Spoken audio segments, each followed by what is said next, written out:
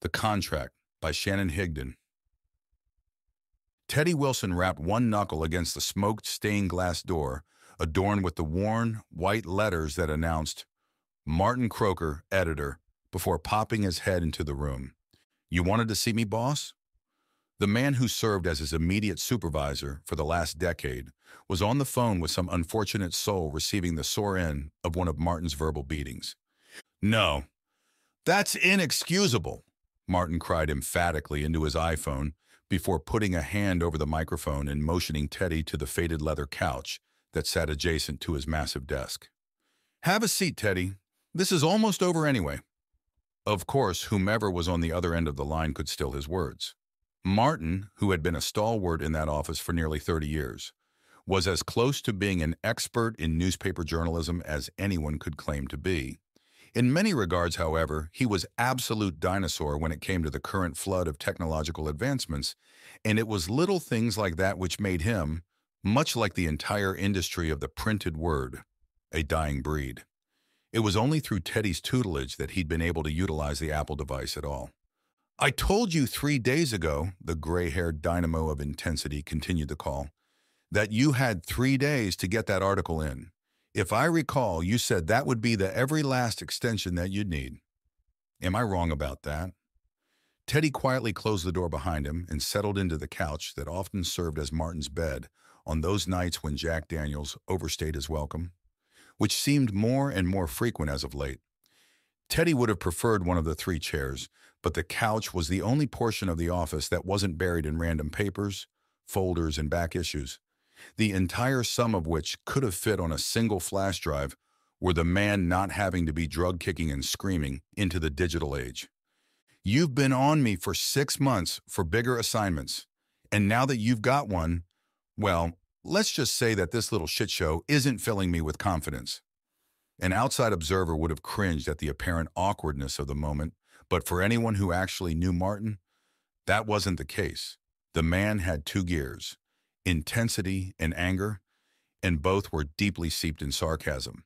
It came part and parcel with a position at the South Carolina Sentinel, and if you couldn't handle it, you probably shouldn't have been there in the first place. "You have until tomorrow. If I don't get 400 brilliant effing words from you about the councilman's scandal by noon tomorrow, you might want to start on a new piece. Your resume." Martin slammed the cell phone down on the desk to end the conversation, obviously missing the satisfying crack his old rotary phone provided, and turned his steely gaze towards the room's newest occupant. "I've got a new assignment for you." Teddy nodded, anticipating as much. When he first applied for his position 10 years ago, there was very little call for a technology reporter, and he was barely able to convince Martin of the need. Now, as both men were aware, the only reason the paper still held an audience was due in large part to their online presence, and without Teddy, that would never have happened. "I want you to give me something good about the deep, dark web." Actually, as loath as he was to correct his boss, he just couldn't let it slide. The deep web and the dark web are two different things. "Okay, fine." Martin didn't seem as irritated as Teddy had expected from the comment. "I'm not asking you to explain it to me. I just want a solid lead out of it. I want something juicy." Teddy sighed. Juicy was Martin's key word for salacious sensationalism, not the kind of thing he normally expected from his resident tech expert. "I don't know what it is you're wanting from me, Martin. I talk about computers, cell phones, and new apps. It's hardly what you'd consider juicy." Martin shook his head, and Teddy could tell he was most likely going to be unable to talk his way out of this one. "I've seen YouTube videos. This deep web or dark web, or whatever the hell they call it, is where the sick shit takes place. The sex trade, drug sales, pedophilia and such. That's what I want. And if you give me something good enough, it'll go as the weekend lead." It was exactly what Teddy had been afraid of.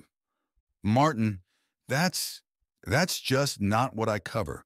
It's like asking a carpenter to explain the activities that take place in a house after he's built it. I can tell you all about the construction and layout, but what the hell do I know about the criminals who moved in?" Martin seemed to consider the argument for a moment, and Teddy felt the slightest sliver of hope before the older man bluntly brushed it away. I guess it's a byline then. Tell Susan she's on the story with you. You've got 2 weeks. Make it your top priority. Teddy could feel his jaw falling to the floor in cartoonish fashion, but was unable to do anything to stop it. Never in his wildest dreams had he imagined being assigned to a story with Susan Collins, the Sentinel's official gossip reporter. Having dubbed herself the Queen of High Society, she chased minor celebrities and local socialites as the closest thing their little rag had to a paparazzi. Teddy never deceived himself into believing he was working for the NY Times, Washington Post, or even USA Today, but he still had strong convictions about what constituted news, and Susan represented everything that didn't belong in a real newspaper. Hell, even her title was an oxymoron. How could one accurately report on gossip? A pretty was of saying hearsay, rumor and innuendo. The whole notion was just ridiculous. He was just about to verbalize as much to Martin when he got the 3 words that ended virtually every conversation with the gruff man, whether one was finished with what they had to say or not. We're done here. Teddy wasn't really sure what would happen if he continued on past that point. No one on the current staff was. If one were able to hunt down the previously employed Don Hinton, Mark Scheffler, or Jacob Gaspy, they might get the answer to that question. Needless to say, we're done here meant we're done here. And Teddy quietly shuffled out, wondering just how in the heck he was going to explain this to Susan, who he'd not said more than 100 words to in the 5 years she'd been working there. While it was true they didn't really know each other, it was clear that they didn't really like each other. This couldn't have come at a worse time either. He was so close to finishing his piece on the new, upcoming Microsoft platform release. At this rate, his readers would be using Windows 15 X before he could even tell them that it was coming. He would always have a tremendous amount of respect for Martin and all that he'd done in his lifetime. But in moments like these, he could help but to feel like the man was a complete idiot, Susan screamed a half-hour later, while Teddy sat in the only other chair her cramped cubicle contained. She was technically a field reporter, and field reporters weren't really provided a lot of space in the old office building that sat in downtown Charleston.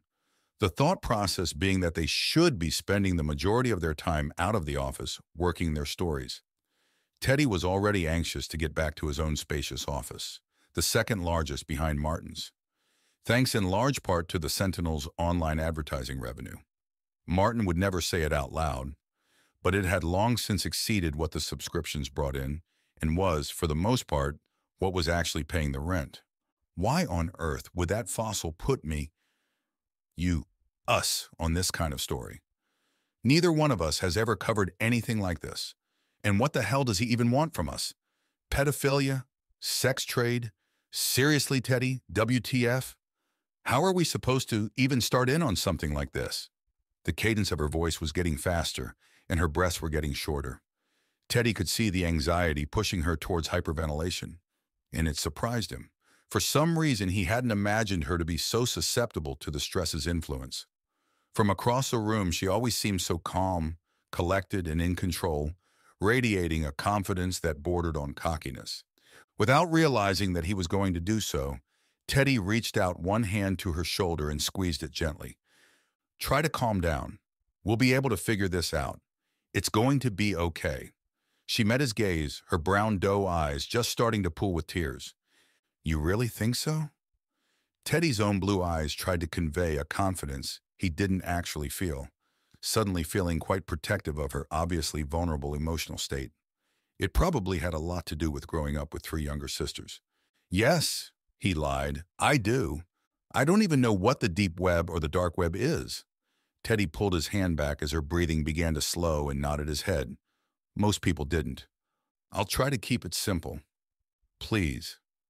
Try to imagine the entire internet as a giant mansion. He wasn't sure why he was keen to using so many architectural metaphors today. Just that they seemed appropriate each time. The main floors and living areas are where everyday people like you and me go to when we use Firefox or Explorer. It's where your Facebook, Twitter, and the like are found. Now, there are some rooms upstairs that are owned by different governments, companies, or techies that are locked to most people. But if you have the right key, you can still get in. These are all the places that 90% of the online population go to. Are you with me so far? Susan nodded. But that's not the whole internet. There's still a basement. It's called the deep web. And the only way you can get down there is with special internet browsing software and a very specific idea of where it is you want to go. Otherwise, you'd just be stumbling around in the dark. This basement was originally created by our very own government and the Department of Defense, and it's where they conducted the business that they didn't want the general public at large to know about. The kind of stuff that sparks conspiracy theories. While they may have created that basement, however, the deep web, it didn't take long for the software to be commandeered by the generation born into the computer age. Not only did the millennials seem to understand the way these things worked better than their creators, they were able to create changes that the government could no longer contend with. I don't understand. What changes? True anonymity. It's the key to what makes the deep web so compelling to criminals. They've developed a method which bounces your connection off several random servers through the entire world, making it all but impossible to track down the original IP addresses. Most people think they're anonymous when they're online, but they're really not. In the deep web, they are. And that brings us to the dark web, which is that part of the deep web where all of the perversity and criminal activity take place. It's the dungeon beneath the basement that no moral person should ever want to visit. Do you get it now? Susan's eyes were wide, but no longer moist. In fact, the edges of a smile seemed to be pulling at the corners of her mouth as she nodded yes. The anxiety appeared to be losing out to an odd anticipation. She was starting to get excited about the story. Teddy wasn't so sure he was happy about that. What kind of perversity are we talking about? Teddy could only shake his head. Honestly, I really don't know. I can only imagine that it's the worst kind of stuff. He paused for a moment of consideration before continuing. I have a friend, well, not really a friend per se, but a contact I've used as a source quite a bit over the years. He's a high-level programmer, systems analyst, and codebreaker of the independent variety. Susan's smile broke through completely. Too many Michael Crichton and Ernest Cline novels in her home library pushed the word from her lips. Hacker? Hector Luna chuckled the next day as the three of them sat in the living area of his studio apartment. No, I wouldn't call myself a hacker. That's more of Hollywood expression. In my particular field, we tend to call ourselves crackers. Crackers? Susan prompted, before taking a sip from the cold can of beer they'd had no choice but to accept before being allowed into Hector's inner sanctum. That's right, he confirmed. Kind of like a safe cracker, except with complex security systems. I find vulnerabilities and, depending on my actual goal, I exploit them. Susan smiled, obviously impressed.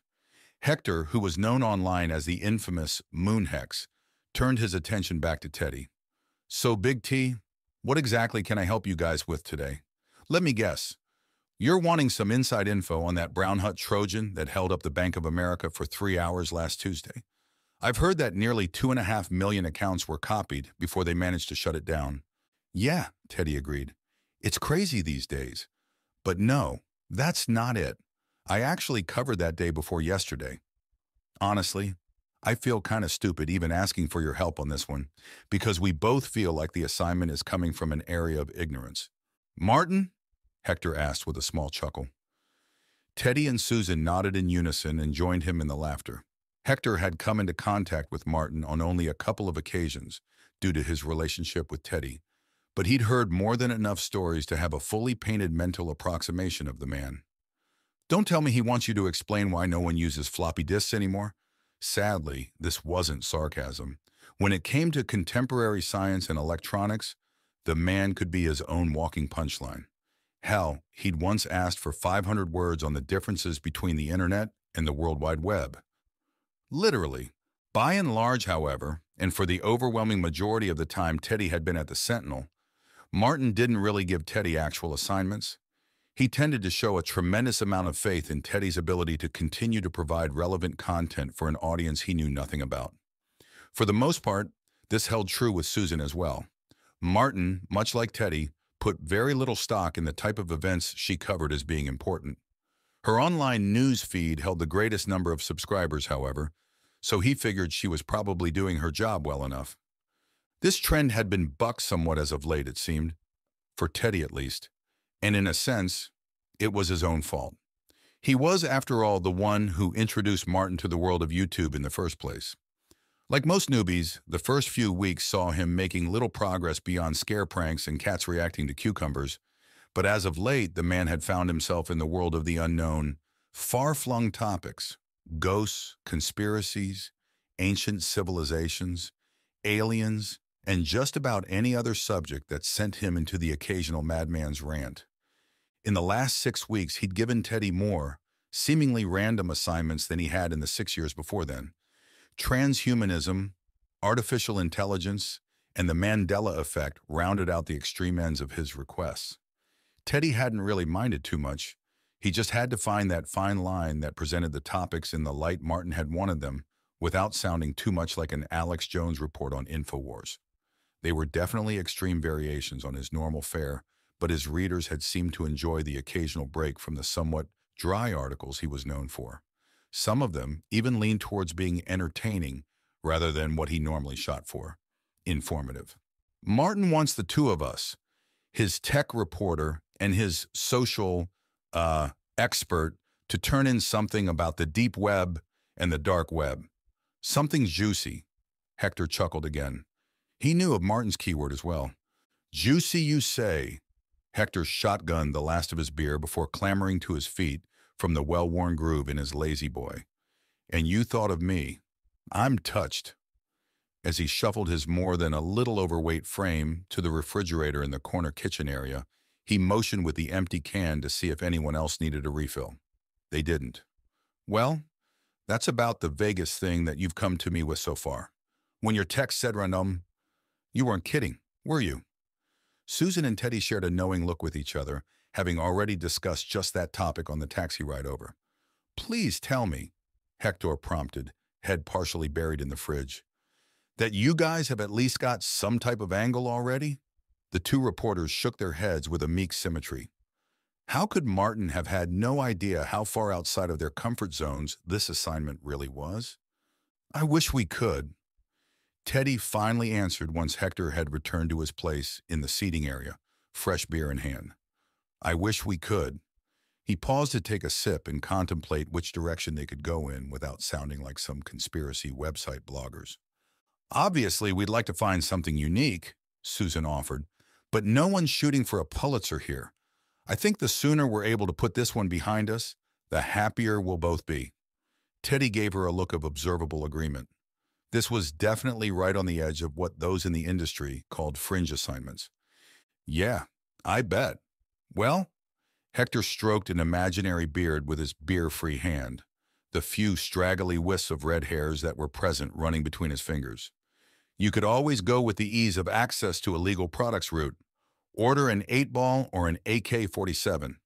It's not terribly original, but it'll still be news to anyone who's never been on YouTube. Of course, you'll need to contact the authorities if you do that and coordinate through them. Otherwise, you might be looking at an arrest warrant the moment the story comes out. They had actually already considered going that way, but much as Hector pointed out, it wasn't exactly a hot scoop. Just about anyone who regularly utilized the internet, which were now the majority of their readers, knew about dark web black markets. Most folks had even heard of the Silk Road website at some point or another, the most notorious in the field before being shut down by the FBI in 2014. Teddy had covered that story at the time, and although Ross Ulbricht, the infamous Dread Pirate Roberts, would be spending the rest of his life behind bars, his legacy continued to live on as thousands had sprung up in the space he left behind. The marketplaces were so vast, varied, and exponentially produced, it was an impossible task to eliminate them entirely. The dark web was still the wild, wild west, and outlaws reigned supreme. "What else you got?"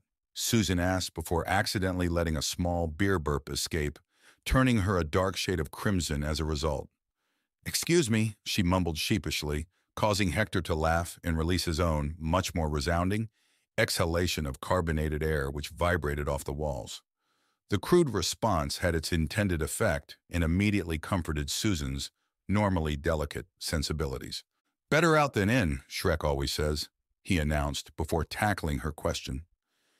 As for what else, it's hard to say for the tone of the Sentinel. Everything else just gets darker from there. But that's not to say that there's not a huge area to mine. Just take your pick.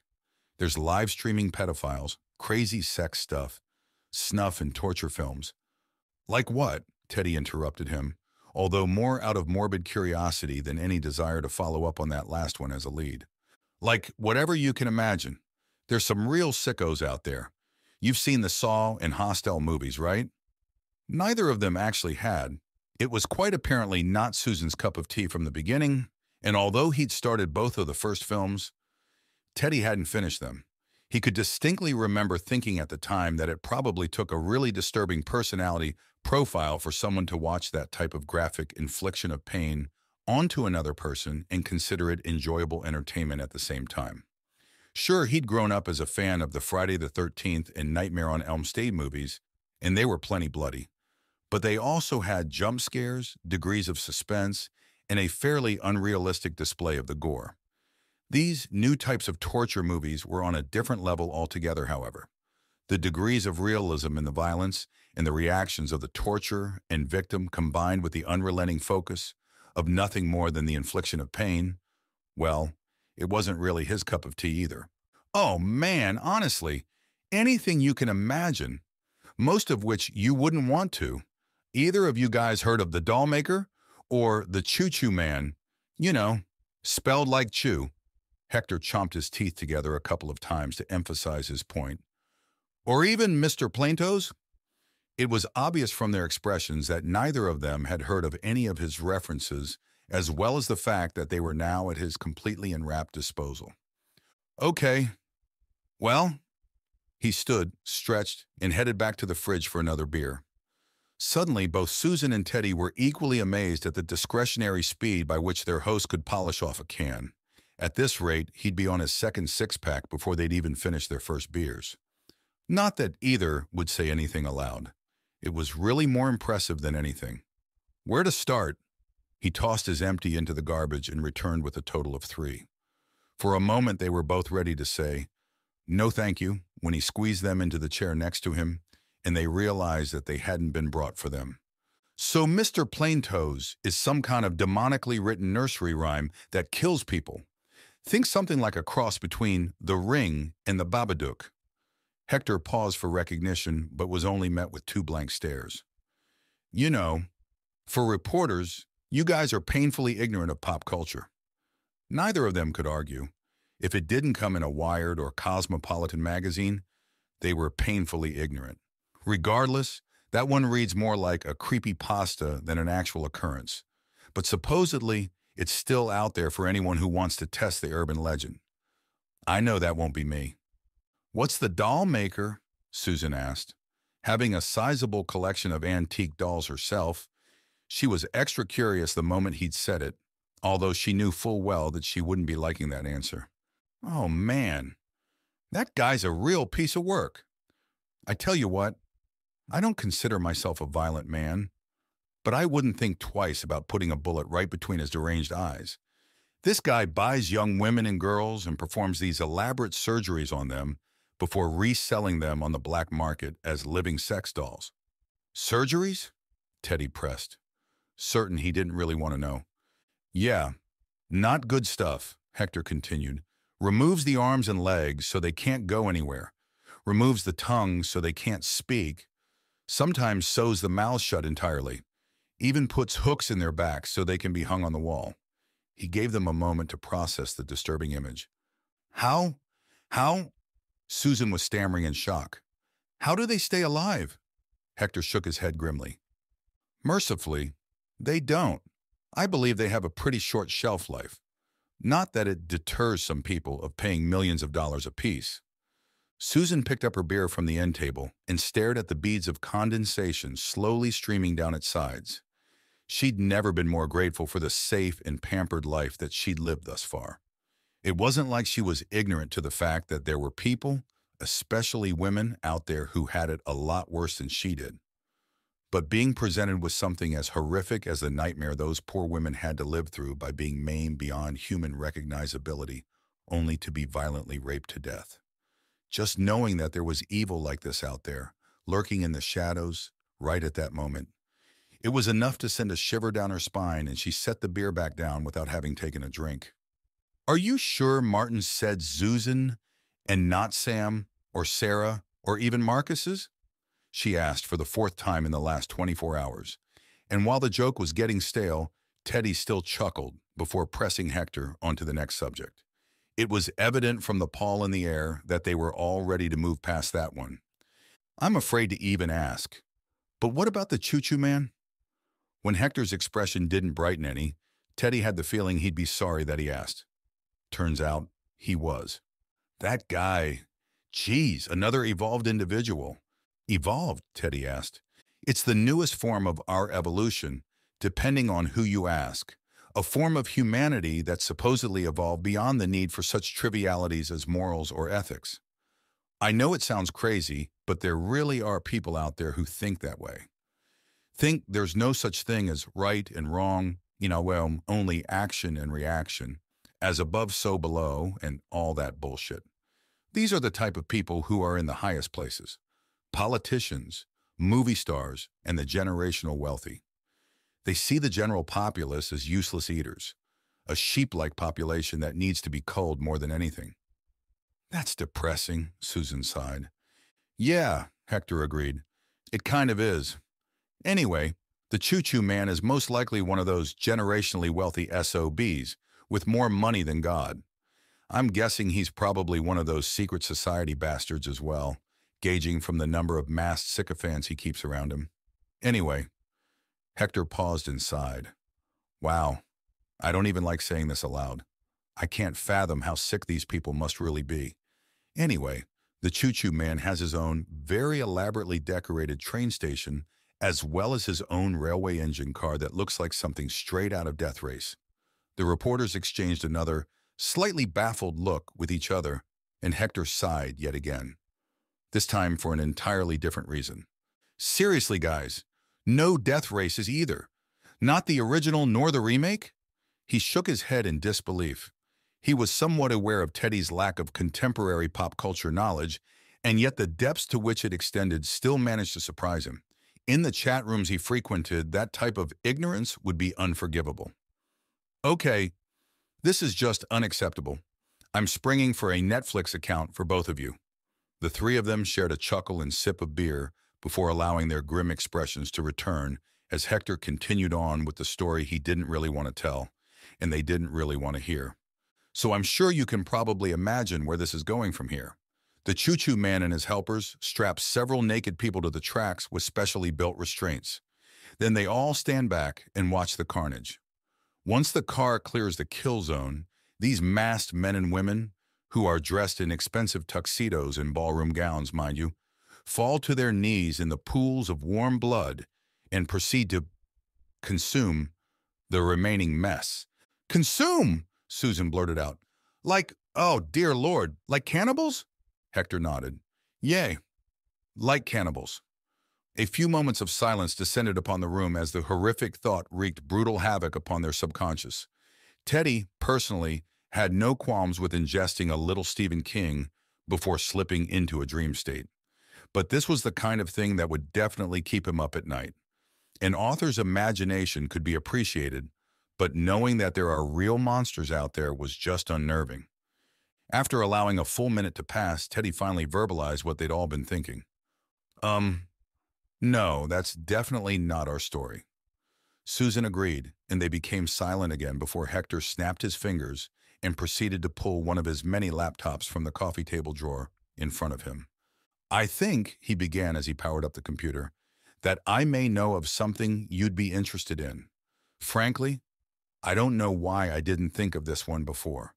I first read about this on 8chan's .onion forum a few months back, even did a bit of preliminary investigating. As Hector became quiet and put his full focus on the laptop's screen, Susan turned to Teddy and asked, 8chan.onion? Deep web message board, he answered for her. The .onion is like .com, .net, or .gov. Deep web extension. She nodded in understanding, or in feigning as much, and Hector piped up once again, apparently finding what he was looking for. Aha, here we go. Returning his gaze to theirs and lowering his voice conspiratorially, Hector asked with a sly smile and an expression that would have seemed just at home before a midnight campfire. Have you guys ever heard of the contract? Immediately drawn in, they both shook their heads. No, much as he'd anticipated. Yeah, I didn't think so. This one's extremely obscure, even for the deep web. There's very little documentation to back it up, but there's enough to start with at least. Okay, Teddy responded.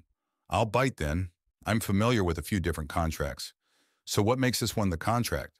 Well, again, it's not terribly well known, but in some circles it's called the devil's contract or the final contract, and everything about it is just inexplicable. Over the next 90 minutes, Hector proceeded to tell them a story that could have easily been an episode of The Twilight Zone. And despite finishing off another 8 beers in that period, he never once slurred his words. It was one of the longest periods Teddy had spent with the younger man, and he'd never realized before what a raging alcoholic he was. The Devil's Contract was something of a deep web urban legend that, at least according to Hector, had some significant degrees of validity to it. He wasn't certain when the contract first popped up, but the story had been online for a couple years now, thanks in large part to a man known simply as Jeff the PI. Jeff had been hired by a woman to find her missing brother, and the investigation had led him to the story of the contract. When no one would believe the results he'd seemingly uncovered, he took the story online, the gist of which was this. Somewhere a shadowy party of private benefactors somehow makes contact with individuals who could best be described as desperate. The secretive group then negotiates a payment, usually in the millions, for what Hector called life control. According to the legend, once a price is reached, they are sent a digital copy of the supposedly legally binding contract, as well as a bizarre questionnaire. Once signed, the person has officially signed away their life, so to speak.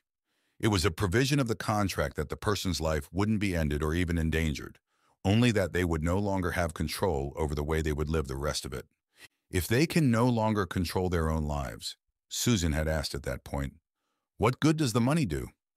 I thought the same thing at first, Hector had answered, but the money doesn't go to them. One of the first questions included with the contract is to whom the money should be paid.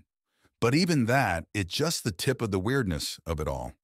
According to Jeff, at least, the payments are delivered through methods which should be all but impossible. Like what? Teddy had pressed. Well, like the sister that hired Jeff to find her missing brother. The only way she'd been able to hire him in the first place was because she just won $5 million in the Powerball.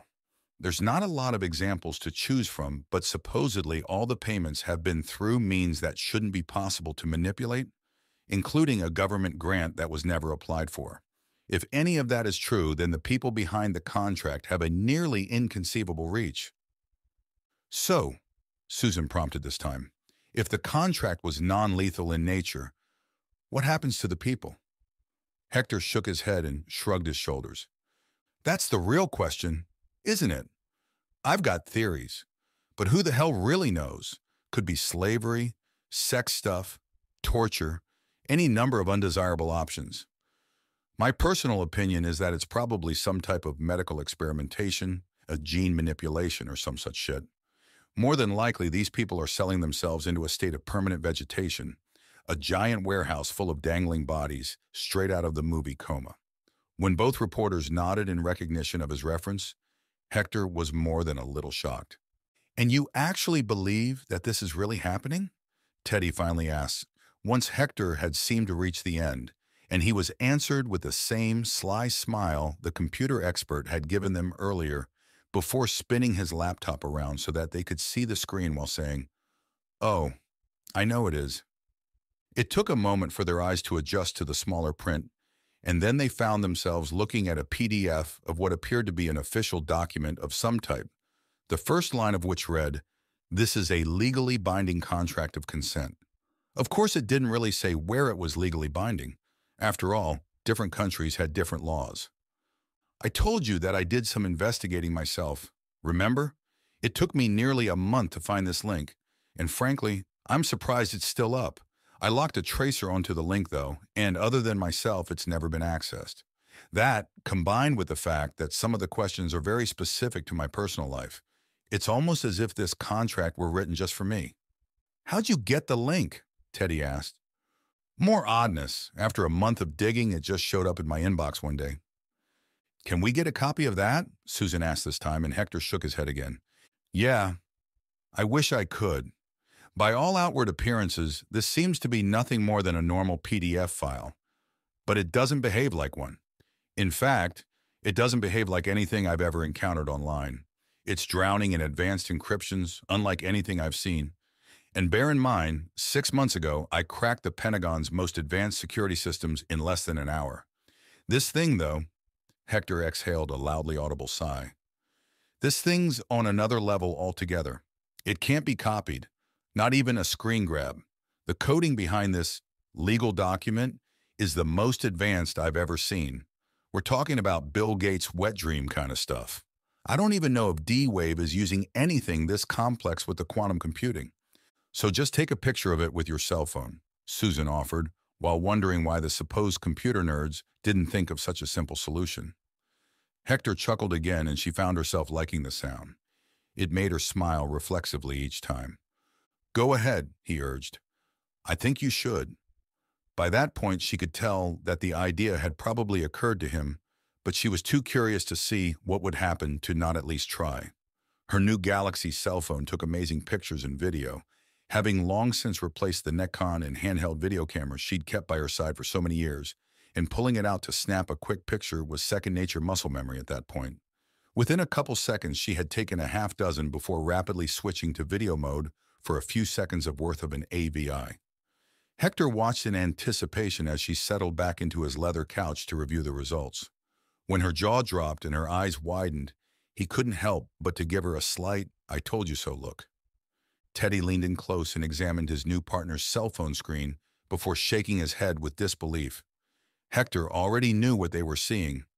"How?" Teddy stammered, his voice suddenly very uneven. "How is this even possible?" He was, of course, referring to the series of bizarre symbols on the small screen that had replaced the perfectly legible ones from the slightly larger one. It was apparently an amusing moment for Hector, even though he'd had very much the same reaction the first time he'd made the discovery for himself. Somehow it was easier seeing it unfold through someone else's eyes, not to mention the cathartic nature of just being able to discuss the subject that he generally couldn't bring up without sounding batshit crazy. Sharing the story with Teddy and Susan gave it degrees of legitimacy that did wonders for his sanity. "Honestly, I have no friggin' idea. This is well beyond what should be possible. My best guess is that there's some type of encryption overlay that's naked to the human eye, but which somehow scrambles its output to other digital devices. It's only a guess, though. I've never really heard of anything like that existing, and I'm pretty up to date on most of DARPA's black budget projects. Do you know what those symbols are?" Teddy continued, unable to tear his eyes away from the tiny screen in Susan's hands. "It's Sumerian." "Sumerian?" Teddy and Susan both blurted out in surprised unison. It took Teddy several seconds to find a mental shelf where that oddly shaped fact could rest without bringing the whole thing down before he asked, "What does it say?" Hector could only shrug again. "I don't read Sumerian," he replied in a deadpan tone, "but it's the oldest known form of written language." "What about film?" Susan broke in after shaking away the shock, and this time she had produced an idea that hadn't occurred to Hector. Surely something like that wouldn't affect a camera from the pre-digital era. Hector's lips split into a wide grin as he nodded in amazed agreement. Unfortunately, it had been nearly 2 decades since he'd owned a non-digital camera, and for the moment, their new investigation had come to its first roadblock. They decided to call it a night.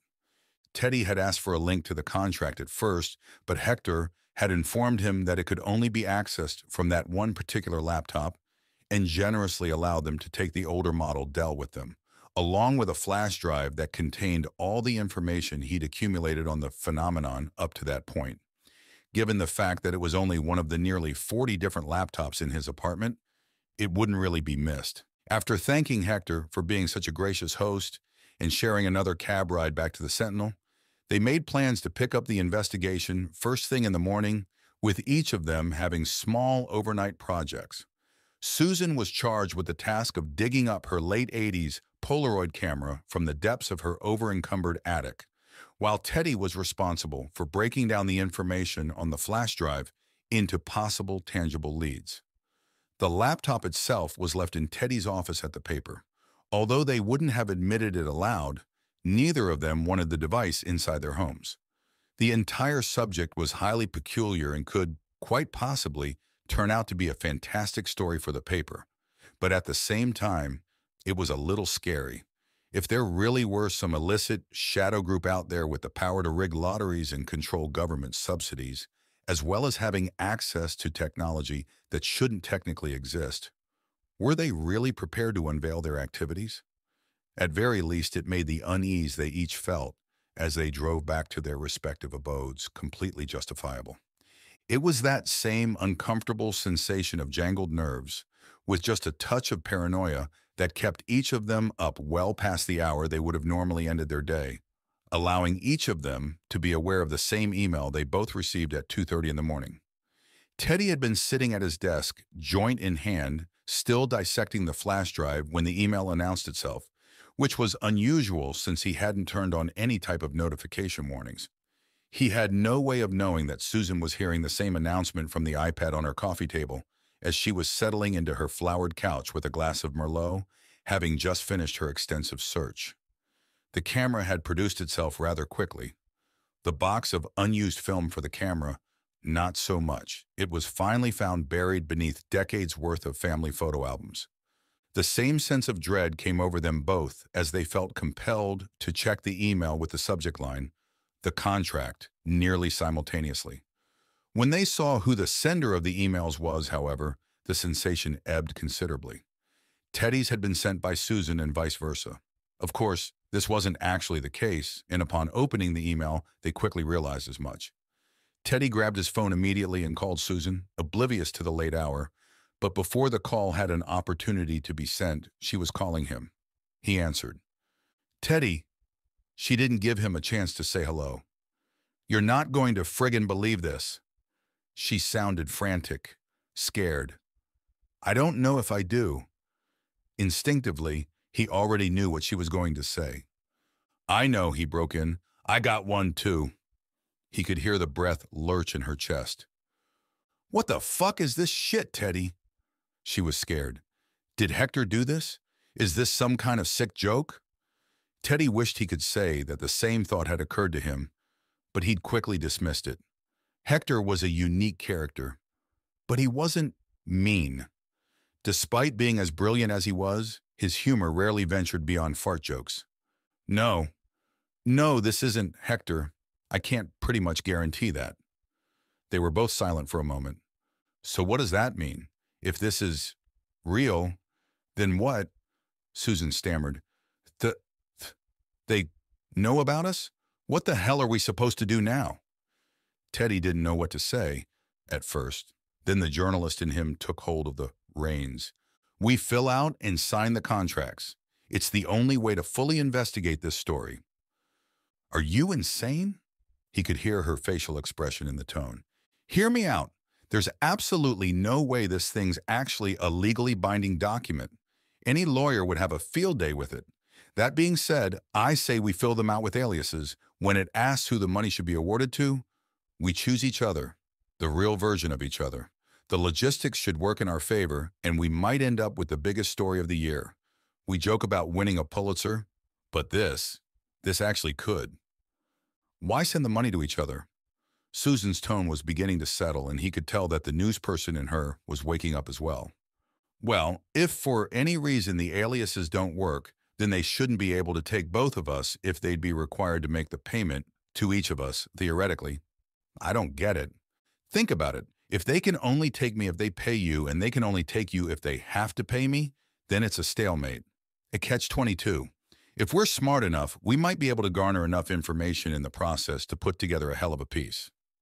"So you want me to fill this damn thing out, except with a fake name?" "Yeah." "And then defer the payment to you?" "Yes." "And you'll do the same?" "That's correct. In the process, keep a record of the entire process. Run a live Facebook stream if you want to. I'm going to stream on Twitch. It's not going to be exciting viewing for anyone, but at least there'll be a record of it out there." Read each question aloud as well as your answers. I don't know, Teddy. She was quiet again as she considered his request. What about the money? What do you mean? Well, Hector said they'd negotiate a price, but I'm seeing here as an empty spot for agreed payment. What are we supposed to enter? Teddy thought aloud. That's not much of a negotiating tactic. I guess we put in a crazy amount. How about, I don't know, 50 million? I mean, surely they're not going to spend 100 mil on the two of us. 50 million? She echoed. Why not? He could hear her sighing more and more, and took it as an indication of reluctant acquiescence. They were, after all, both reporters, albeit entirely different ones, for a reason. It was in their nature to root out the stories no matter where they laid and share them with the world. As children, their first words were who, what, when, where, and why, which made them extremely inquisitive, if not highly annoying children. Have you read through some of these questions, though? Some of them are pretty messed up. Teddy hadn't actually read through the questionnaire portion yet, having picked up the phone the moment he'd realized what it was. What's your most commonly reoccurring nightmare? She continued. What part of the human body excites you the most sexually? What's your least favorite type of insect to see in the mornings? What is this crap, Teddy? Some kind of twisted personality test or something? Teddy couldn't answer. His eyes had locked onto one particular question that had his heart hammering in his chest and small tendril of sweat beginning to gather on his brow. Teddy? Teddy? Oh, please, God. Tell me you're still there. Yeah, he muttered weakly, disbelief pulling at the hairs on the back of his neck. I'm here. What is it, Teddy? What's happened? He wasn't sure he really wanted to tell her. This whole endeavor had suddenly become much more personal than he'd been prepared to deal with. It's this question. What? Tell me what it says. Her intense insistence compelled the story from his lips, but only after several long seconds of silence. It says, please describe the way you felt when you choked a cat to death. Is that some kind of sick joke, Teddy? I know we don't know each other that well, but I know you wouldn't do anything like that. That's serial killer shit there. When more silence followed, the concern became evident in her voice. What the fuck, Teddy? Please tell me you didn't do that. I did. His voice was barely audible and thick with emotion. It was horrible. It was like 20 years ago. It was the middle of the night and I was driving through a McDonald's parking lot in the middle of a town I'd never been in. I felt a bump and then saw the poor thing flailing in my rearview mirror. I wanted to help, but it was too far gone. One of its eyes had popped out, and it was in obvious pain. I cut off its air as gently as I could. It was the only thing I could do to ease its suffering. It was one of the worst moments of my life. Oh, Teddy, I'm so sorry. That's just horrible. But how did they know about that? Susan, I've never told anyone about that moment. No one. I don't even like thinking about it, let alone sharing it with anyone. I have no idea how they would know about that, but it's a little too specific to be a lucky guess. This time they both fell silent, and after a minute, Susan asked, so are you still wanting to go through with this? Feeling quite sure that she already knew the answer. When he finally replied, she was genuinely surprised by his reaction. Rather than drifting further into a state of panicked fear, that invasive question had pushed him in a different direction. He was pissed. You bet your ass I do. When Susan would reflect on this moment at a later date, it would be remembered as their first major mistake. They were both highly intelligent, university-educated adults who worked in the field of fact-gathering and information analysis. Their entire professional careers were based on their ability to properly discern which avenues to go down and which were dead ends. Hindsight obviously always provided the best viewing angle for the routes that should have been taken. But in this particular instance, they should have known better. By that point, they already had more than enough information to know that they were in way over their heads on this one.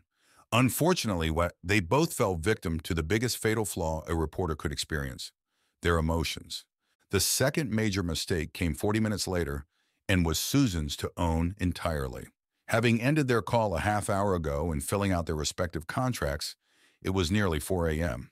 The adrenaline-fueled fear they felt as they answered each question was more than enough to keep any signs of fatigue at bay, just not enough to keep them from going forward with the poorly conceived plan.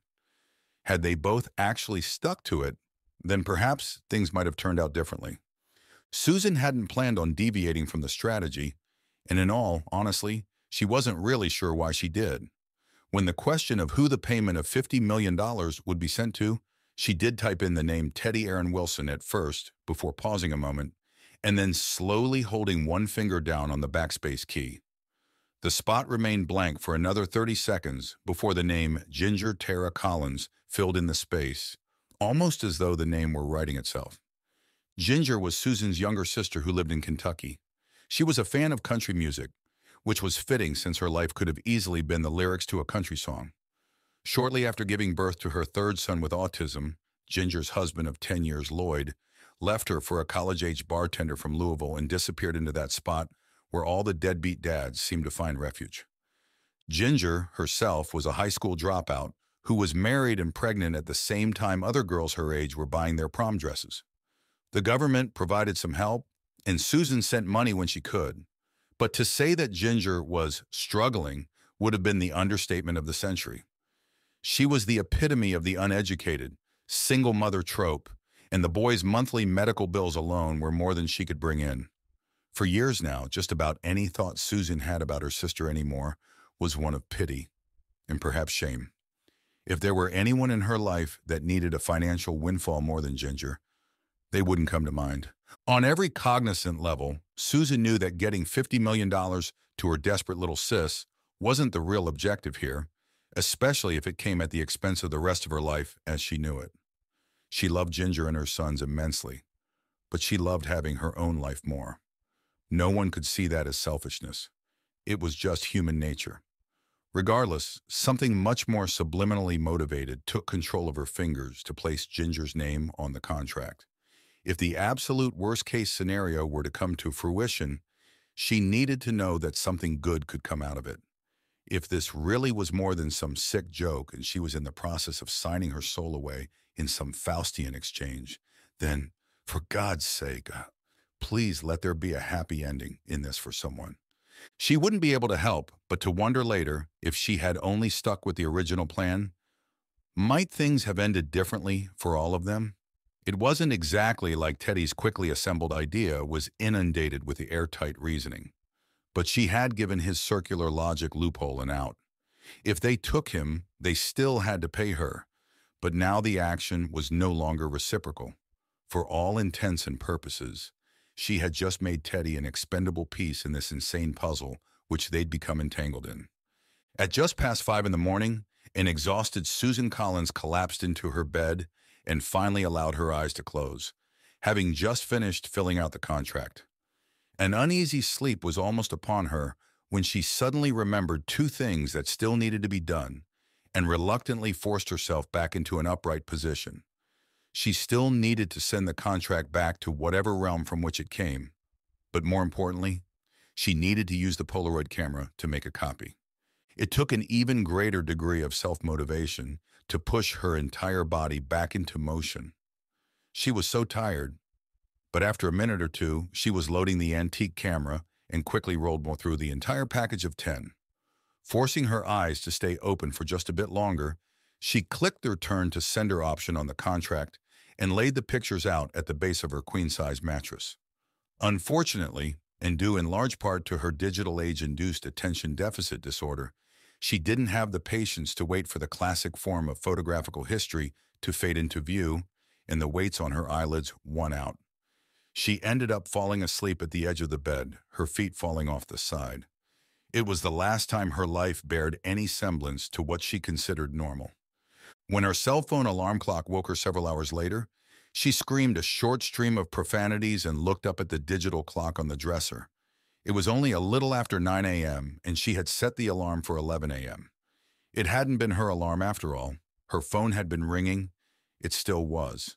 The phone had fallen off the bed to the floor, and she scrambled for several seconds to firmly grasp it before looking at the identification, fully expecting it to be Teddy and wondering if the man ever actually slept. It wasn't. It was Martin, and Martin never called her. "Martin, she answered finally. Susan? Susan Collins? His voice was slightly softer than she'd ever heard it before. Yay, Martin. It's me. What's going on? Listen, Susan. This is going to sound crazy, but I'm telling you up front, this is not a joke. I'm dead serious in what I'm about to say. Do you understand? Uh-huh. Of course, Martin. This conversation was already starting to nauseate her, and it had only just begun. Just tell me what the hell's going on. Okay. Listen to everything before interrupting. Got it? Talking to Martin sometimes was like talking to her deceased father again, and that wasn't a good thing. I got it, Martin. I'm at the downtown police station right now, and we need for you to get dressed and come down here ASAP.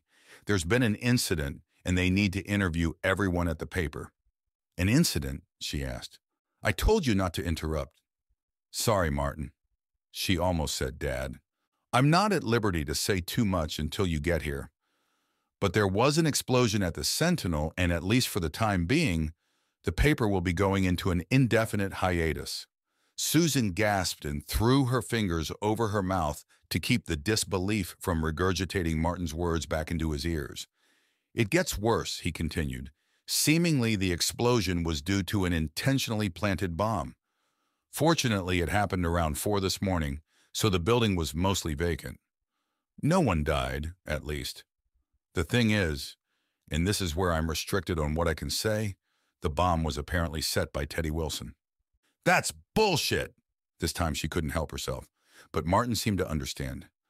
I thought the same thing, but the CIA, FBI, and even the Department of Homeland Security are all here saying that he was some kind of deep cover spy.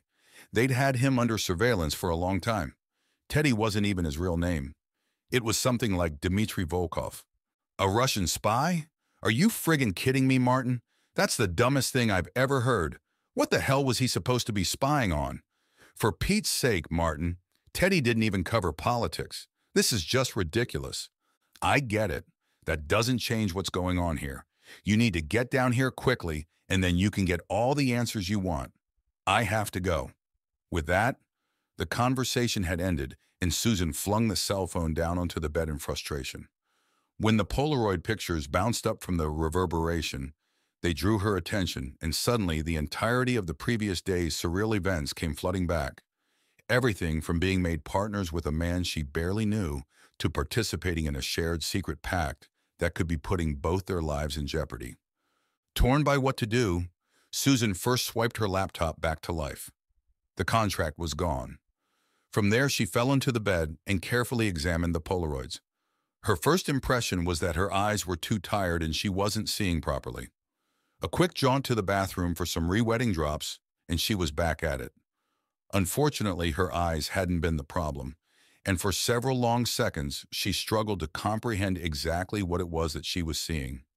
Once it did finally click, her stomach lurched, and she found herself back in the bathroom, depositing the 3 glasses of Merlot from the night before into the porcelain toilet. There were still words on the pages she recorded with the photographs. They were just in a different language, one which she wasn't familiar with, and not the logographic form of Sumerian they'd seen at Hector's earlier. Once her stomach had settled, and after several moments spent debating her next steps, Susan loaded the pictures into the printer scanner, and while the older machine slowly scanned the photos, tried to call Teddy. After a couple of rings, she received the familiar automated voice informing her that the number was no longer in service. For some reason, she'd half expected as much. The scanner took its sweet time, and she cursed herself for not having a newer machine. But before too long, she was looking up the images online. It was actually an odd combination of 2 languages, Arabic and Hebrew, very unusual. Because the 2 alphabets were blended in such an unnatural way, deciphering it became tedious at best and borderline impossible. She managed to translate one sentence from one photograph, and to the best of her limited abilities came up with the phrase, "Henceforth relinquish my vessel." It was more than enough to send a chill down her spine, and when her phone rang, she nearly jumped out of her seat. It was Hector, and she couldn't have been happier to see that it was. Hector? Susan, what the hell is going on? The NSA just called me about Teddy. I know Hector. I'm supposed to be heading to the police station now. They're saying Teddy was some kind of spy and that he set off a bomb at the paper. That's insane. I know. Listen, Hector, I know this is going to sound crazy, believe me, but I'm pretty sure that this has something to do with those damn contracts. Contracts? Plural? What are you talking about? Oh, Hector. Her voice was getting thick with emotion, and she had to fight to stave off the tears. If she started crying now, she wouldn't be able to stop. I'm so scared right now. I, we both were sent contracts last night and, oh, she sobbed, why did I listen to him? We filled them out and sent them back. You did what? It was true that Susan didn't know Hector that well, having only just met the day before, but it was the first time she'd heard his voice with any kind of edge to it. She did not like it. Why in the holy hell would you guys do that? I don't know, Hector, she snapped back at him. It was Teddy's plan. He thought we could get a great story out of it. We were using fake names and then having the payments sent to each other so that they couldn't pay and abduct both of us if that was their endgame. I was so tired, it seemed reasonable. I went along. She didn't tell him the part about having her money sent to Ginger. He said something about recording himself, filling out the contract, and putting it online. Where online? I can't. It was something weird like Twist or Tremor or Twitch, Hector interrupted. Yeah, that's it. Okay, I can find that. Then I'm coming over, she informed him. I thought you had to get to the police station or something. Damn it, Hector. I'm terrified and I have to know what's going on here. Besides, you might be the only person in the world that will believe me if this is them. As quickly as she could, she exchanged her pajamas and footies for a tracksuit and tennis shoes and began hunting for her keys and purse. She figured, assuming she could avoid a speeding ticket, that she could make it to Hector's in just under an hour, and she was just about out the door when a familiar sound froze her in her tracks. It was that same damn email notification from the night before, the one that signified the contract. There was nothing in her being that wanted to go to her laptop and open the new email, but she knew she had no choice. She was playing in a game she didn't know by rules she didn't understand. This time, rather than the sender being listed as Teddy, it was her own email address from which the email emanated. One reluctant sigh and a double click later, and she was reading the single sentence that made up the whole of the transmission.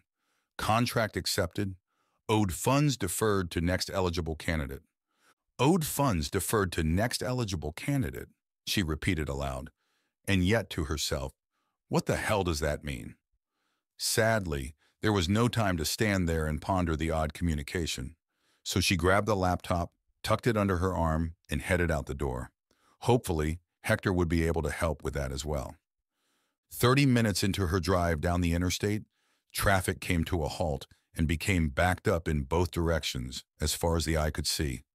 Most likely an accident much further down the highway. Through her Bluetooth-connected car speakers, she called Hector to let him know that she would be running behind. I was just about to call you, too, he informed her. Why? What's up? I found the video and I'm watching it now. This is weird. He's reading off the questions out loud, and guess what? He didn't give her a chance to guess. The fake name he used was Dmitry Volkov. Sound familiar? That was his supposedly real Russian spy name, she agreed. Wait a sec, what the hell is that? She could hear his tone change dramatically, less Hardy Boys and more Scooby-Doo. What? Susan urged. What is it? I don't know. He's got the camera at a bad angle to tell, but it kind of looks like someone has walked into the room behind him, sort of. Sort of? Well, I don't know how to describe it. It looks like a solid thing in the shape of a person, but there's no anything. It's like they're wearing one of those black body sock things you see on certain idiots in the stands for NFL games. Completely black, like a solid shadow. His breath froze for a second before, oh shit. What? Susan screamed at her Prius. What? There's another one, and another, and another. There's a whole crowd of those fuckers standing behind him. How can he not see them? Can't he hear them? I don't understand. What are you saying? There's someone in the room with him? Yes, damn it, Hector screamed, nearly hysterical. Oh, God, no, don't do it, Teddy. He's about to send the contract back. No, Teddy. Please, God. Hector went completely silent, and Susan suddenly realized that her cheeks were moist with salty, warm tears. Hector? Her voice was feeble, barely capable of producing syllables. There was nothing for a full 10 seconds, and Susan was afraid that he'd hung up when he did finally speak again. I had to pause the video. Even though she knew he was a sizable man, he sounded, in that moment, as frail and weak as she felt. I got sick. Too much beer, I guess. He gave a weak chuckle, devoid of any real happiness. Okay, so listen. At this point, he's just sent the contract back, and there are several sets of solid black hand taking hold of his shoulders. His eyes are wide with fear, and I'm sorry, I can't watch the rest. You have to, she begged. I have to know what happens next. She could hear the man in her speakers sigh, and it filled her tiny car with a resolute sadness. This is the best I can do, Susan. I will turn up the volume so you can listen and push play, but I'm not going to watch this. I can't. In fact, I'm going back to the bathroom to throw up some more. There's at least a sixer left to come. I'd estimate. He didn't fake a chuckle this time, as they both knew he was dead serious. Apparently, neither of them had much of a constitution for this kind of business. Thank you, Hector. I understand. She did too. Are you still coming here? He asked before leaving her to the remainder of the video. Something in his voice said that he needed her company right now as much as she needed his. I'm stuck in a jam, accident or something. I'll get there as quickly as I can. Okay. Good. He sighed yet again, and she found that she hated the way its echo reverberated off her windows. I'm going to leave the phone here next to the speaker and press play now.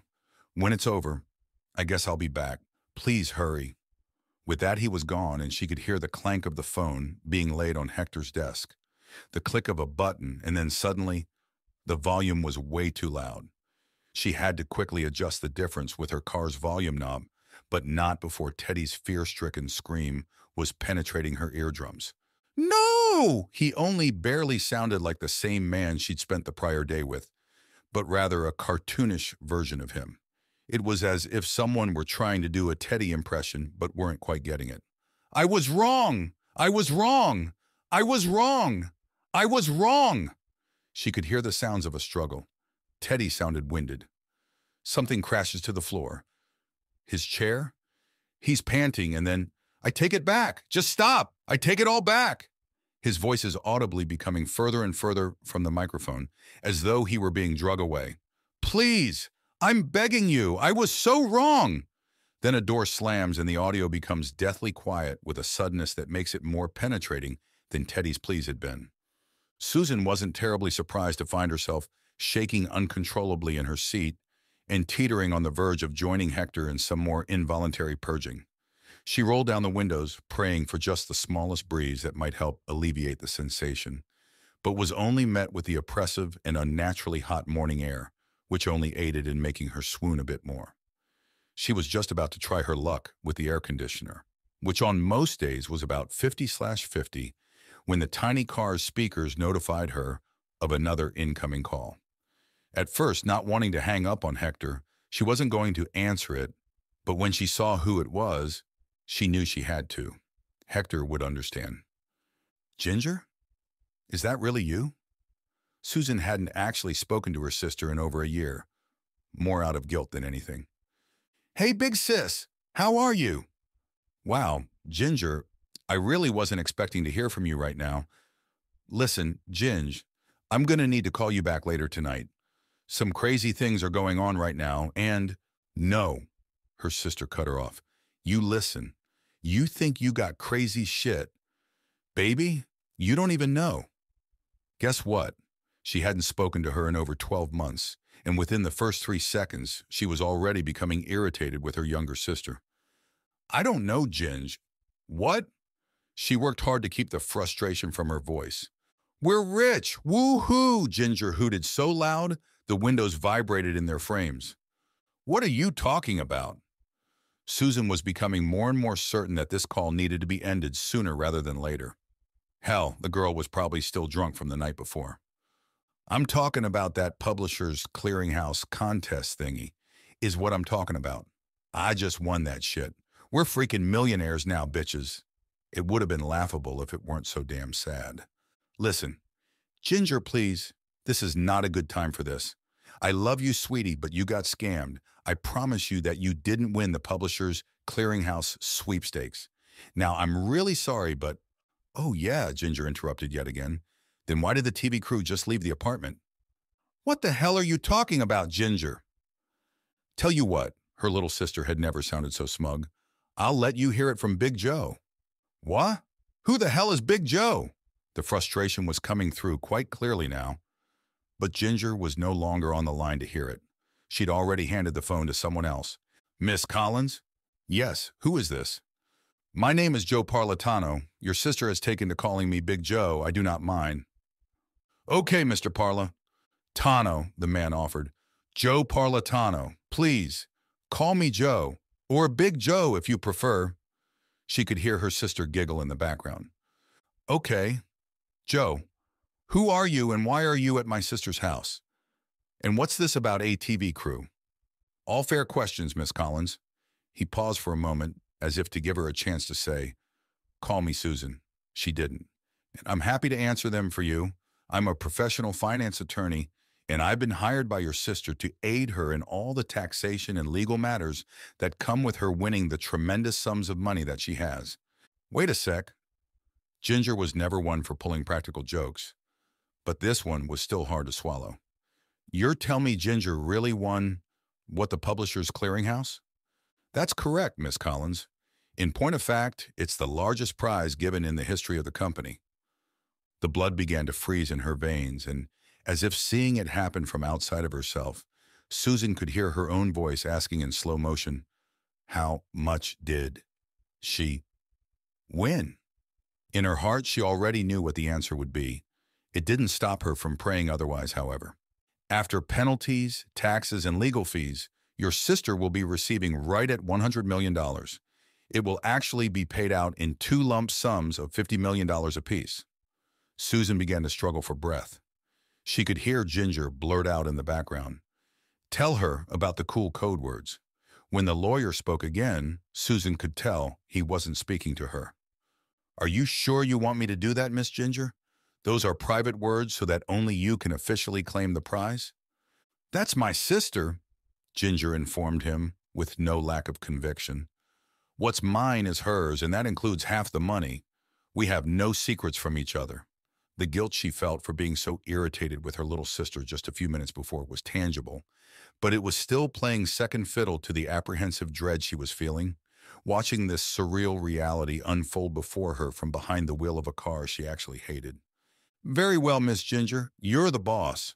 Ginger giggled again. The payments are labeled under private code names, which your sister seems to find cool. The first payment is labeled as the Carol Klein donation, and the one to come sometime later is labeled as the Dmitry Volkov donation. I'm still at a loss as to why your sister finds them so amusing. Without warning, Ginger was back on the line, obviously having snatched the phone from Big Joe's hands. Carol Klein, it's crazy, right? There was a happiness in the younger woman's voice that Susan couldn't remember hearing since she was a little girl, and for a split second, it almost made her happy. Like Mom's two favorites, Carol Burnett and Patsy Cline.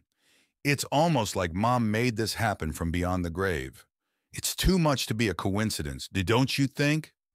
Susan didn't just think, she knew, although it had nothing to do with their mother's ghost. Ginger came to that conclusion for the same reason Susan had chosen that as her alias on the contract in the first place, and the revelation forced her stomach into her chest cavity. The whole world seemed to be slowing down at an exponential rate. Ginger, Susan thought she heard herself saying. It was hard to be sure. The interior of the car had taken on a dreamlike quality, where everything shimmered with hazy edges. I have to go now.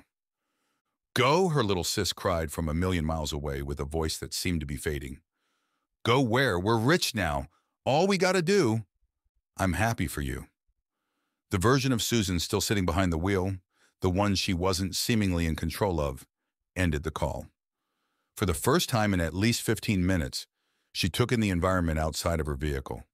She was still sitting, bumper to bumper, stuck in traffic, but something wasn't quite right. For starters, it was too quiet. There were no running engines, frustrated honks, frat boys blasting their stereos, or even a chirping bird for that matter. Other than the gentle hum of her own car's little motor, there was nothing, and the windows were still down. The autopilot Susan turned off the Toyota, grabbed her cell phone. Some things were too ingrained, she guessed, and stepped out of the car. It didn't take more than a few steps to see that the other cars around her were all completely unoccupied. A frightened 30-yard dash further down indicated that the anomaly seemed to continue as far as the endless line of cars did. The fear was intense and legitimate, but it did deliver the shot of adrenaline needed to put her back in control of her full facilities, even if it did somewhat inhibit her ability to think as clearly as she surely needed to be. Really, only one thought came through with any clarity at all. Hector. She needed to call Hector back. Maybe he could come get her, help her, somehow. She brought her cell phone screen up to her face to verbally request his number be dialed when her own phone rang with a FaceTime call. It was Hector. He'd beaten her to the punch. She swiped the screen and Hector's pudgy cheeks filled the screen from side to side. His face was red and his eyes were bloodshot. It looked as though he'd been throwing up, or crying, or both. Susan? His voice sounded different than it did when he was speaking over the phone line. Tinnier. I was worried about you. You hung up. She tried to force a smile for the screen, but there was nothing genuine about it. I'm sorry, She didn't know. Something really messed up is going on here. I'm out here in this traffic jam, but all the people have disappeared. It's just me and the cars. I'm more than a little freaked out here. Let me see, Hector asked. Turn the camera around. Susan accommodated and spun her cell phone around so that Hector could see the unreal scenario she'd suddenly found herself in. She'd only waved it around for a few seconds when she could hear him screaming for her to turn the camera back around. She was planning on saying, "Make up your mind," but the instant she saw the unbridled terror in Hector's face, the sentence was all but frozen in her mouth. "Mua," being the only sound that actually escaped. "Susan." She could tell he was struggling to keep his voice even. "Those cars aren't empty. It's them. The dark people that took Teddy. There's hundreds of them. They're all around you." Hector's face began to tremble in her hands as she fought to keep the device in her grasp. Her eyes were as wide as saucers, but she couldn't bring herself to look up from the tiny screen. If she looked back up, she would see them. They would be there plain as day, yet black and formless, living shadows that not even the morning sunlight could penetrate. Somehow she knew, she just knew, that looking back up would be the only catalyst needed for hell to engulf her. And yet, she did.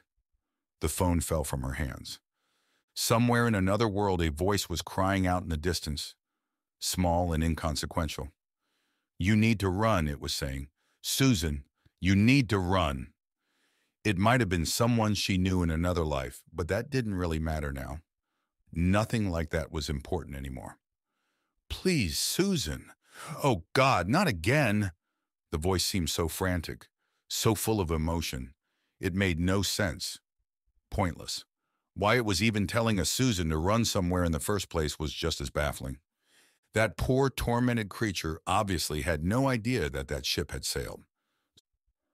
Susan was already gone.